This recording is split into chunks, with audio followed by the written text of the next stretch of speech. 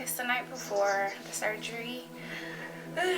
Kind of nervous, kind of not at the same time. So, just in here in the Hilton Garden Hotel. So, just getting, hopefully, be ready for tomorrow morning and see how it goes. Hi, I am Imani Williams. I'm 28 years old, and I was diagnosed with epilepsy at the age of 16.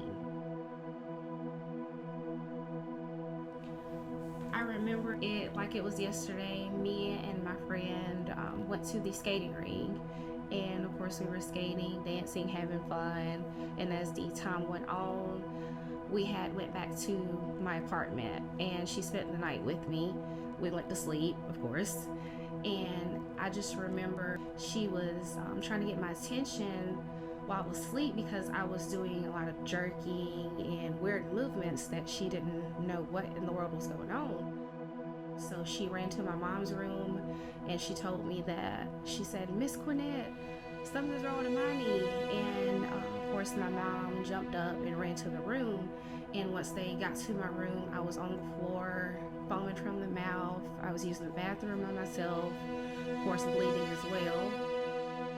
And my mom called 911 and told them all what was going on, and the EMT had to climb up 3 flights of steps to come get me.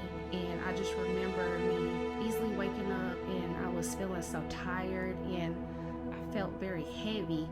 And I just remember a lady in the ambulance saying, "What's your name? What's your name? Wake up for me." And she told me that you had a seizure, and I was like, oh my gosh, like what is that? Once we got there and I got settled in and everything like that, they told me, starting from my age, that they weren't able to treat me for my issue. So they sent me to Roger CP to do physical therapy. I was in there for about a month trying to get my mobility back, to do movements, to stand up on my own. As the month went by, with me being in Roger CP for physical therapy, I finally got a chance to go home. And once I got home, I was feeling like everything was going to turn back to normal, but it actually didn't. I ended up having seizures 2 times a day consistently, and it didn't get any better.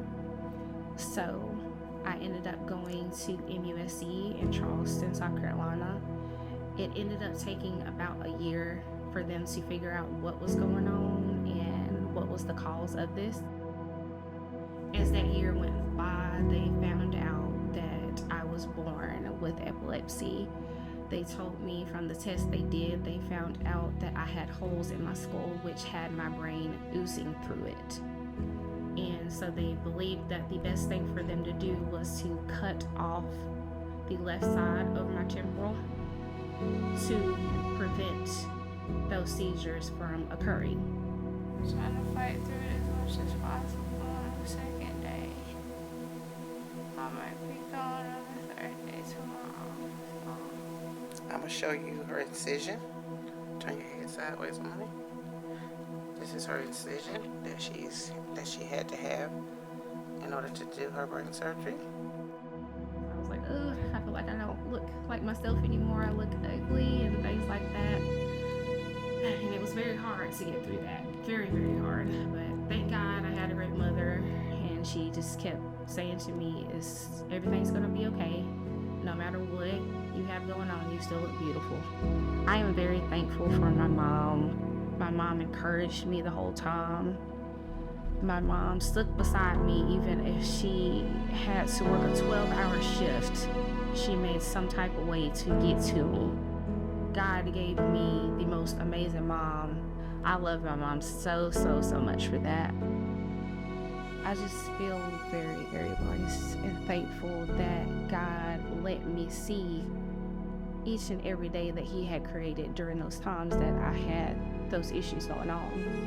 I was like, oh my gosh, there's so many times that I literally could have lost my life. God told me it is not over yet. My life has just started. So I would definitely want to say to the person that's dealing with this to never give up and to always, always know that if you feel like no one else is beside you, God is. I am working in a OBGYN office as an administrative assistant. And also, I have a photography business. I had heard a quote from Steve Harvey saying that there may be a door that closes in front of you, but God has many more doors to open right down that hall. So no matter what door closes, there are many more to open. I want to show everyone that no matter what happens, what you have going on with you, don't let the illness beat you. You beat it. You can be whatever you want to be.